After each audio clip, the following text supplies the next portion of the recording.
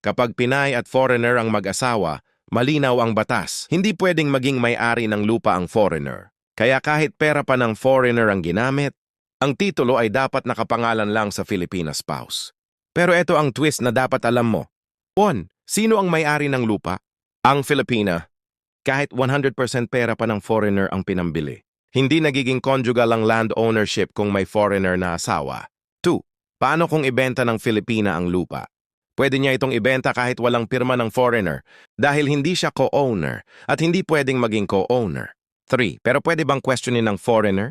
Pwede niya i-claim ang reimbursement ng pinuhunan dahil pera niya ang ginamit pero hindi niya makukuha ang lupa. Hindi rin pwedeng ma-void ang sale para mapunta sa foreigner. At a summary. Title, Filipina lang. Foreigner, no land ownership kahit siya nagbayad. Sale, Filipina alone can sell. Foreigner, pwede lang maningil ng gastos, hindi lupa.